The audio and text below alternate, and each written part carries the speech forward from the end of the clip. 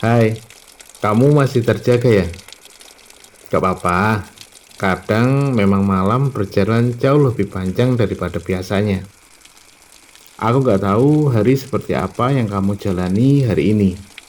Mungkin melelahkan, mungkin biasa saja, atau mungkin kamu pengen ada seseorang yang menemanimu malam ini. Nah, aku temani sambil bercerita ya. Ceritanya ringan-ringan saja kok. Gak penting siapa tokohnya, gak penting juga pesan apa yang harus diambil.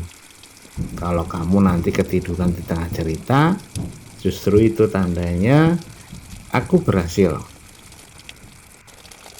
Yang perlu kamu lakukan hanyalah tarik nafas sebentar, lalu keluarkan secara perlahan. Nah, kita mulai ya ceritanya. Dulu ada sebuah desa kecil, letaknya jauh dari kota, dan orang-orang jarang tahu tentang keberadaan desa ini. Bukan karena desanya jelek, bukan, justru sebaliknya. Desa itu tenang, terlalu tenang, sampai kadang terdengar seperti diam. Nah, di desa itu hiduplah seorang laki-laki tua bernama Jara. Sebenarnya tidak ada yang tahu pasti berapa umur Jara. Juga tidak ada yang tahu pasti dari mana asal-usul Jara. Yang pasti dia sudah lama tinggal di desa itu. Setiap pagi dan sore, Jara selalu duduk di bangku kayu di depan rumahnya yang terbuat dari batu bata dan atasnya terbuat dari papan kayu yang dicat warna putih. Di depan rumah Jara terdapat satu pohon jambu biji yang berbuah sepanjang tahun. Daunnya selalu jatuh ke tanah setiap hari. Itulah mengapa Jara selalu menyapunya, meskipun sebenarnya halamannya sudah cukup bersih. Kalau ada orang lewat, Jara selalu menyapa duluan. Pulang ya? Atau sekedar bilang, hari ini panas ya? Kalimat Jara selalu pendek, gak pernah terburu-buru. Orang-orang di desa itu sudah terbiasa dengan Jara. Tidak ada yang merasa perlu bertanya lebih jauh. Karena di desa itu tidak semua hal harus dijelaskan. Suatu hari dari kejauhan, Jara melihat seorang anak muda masuk ke desa itu. Ia terlihat lelah, bajunya berdebu, dan langkahnya gontai, seperti dia sedang membawa beban berat di pundaknya. Anak muda itu berhenti di depan rumah Jara. Jara pun bertanya, "Nak, mampir sini, duduk," sambil tangan Jara mengelus-ngelus kursi kayu yang sudah menggilap karena sering diduduki oleh Jara. Anak muda itu mencari sumber suara, lalu melihat seorang kakek tua yang sedang duduk di bawah pohon jambu biji. Anak muda itu mendekati Jara, lalu duduk tepat di samping Jara. Jara lalu menuangkan teh yang dari tadi ada di teko yang terbuat dari besi berwarna hijau bintik putih. Anak muda itu duduk. Awalnya diam, lama-lama pun ia mulai bicara. Katanya dia capek berjalan, capek mengejar, capek karena merasa harus sampai ke suatu tempat. Tapi sebenarnya dia nggak tahu tempat apa yang sedang dia tuju.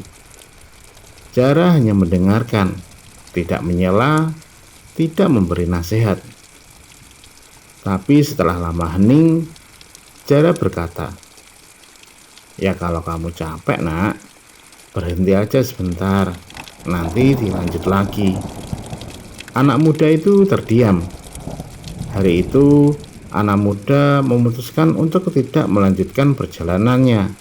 Ia minta izin kepada Zara untuk bisa menginap satu malam di rumah Zara. Tapi satu malam menjadi dua, dua menjadi berhari-hari. Ia membantu hal-hal kecil yang dikerjakan oleh Zara, mengambil air, menyiram tanaman, juga menyapu halaman bersama Zara.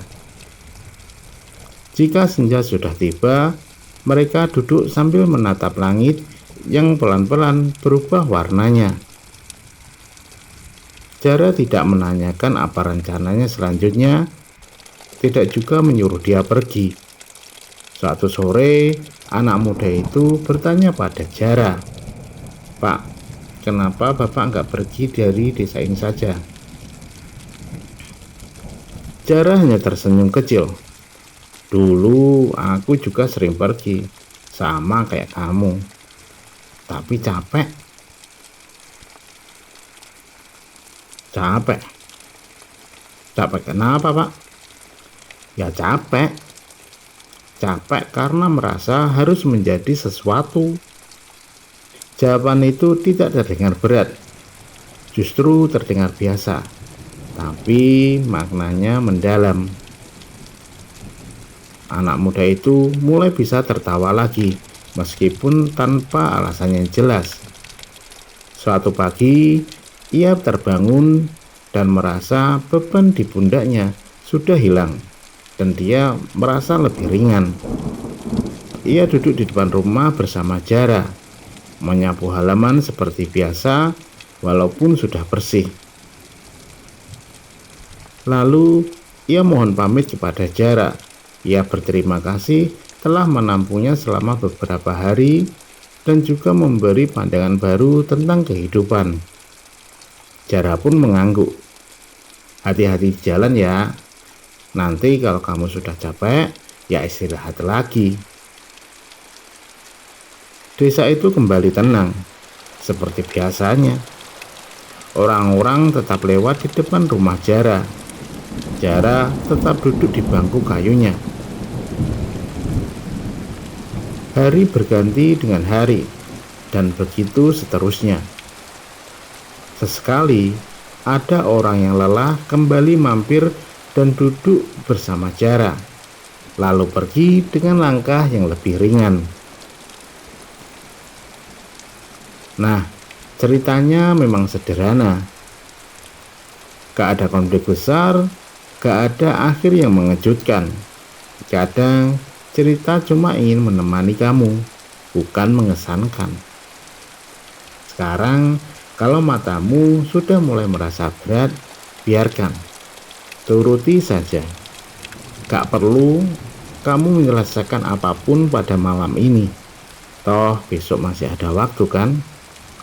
Terima kasih sudah mendengarkan ceritaku. Semoga tidurmu nyenyak dan mimpimu menjadi mimpi indah. Besok pagi kamu akan bangun dengan rasa yang lebih ringan. Sampai nanti.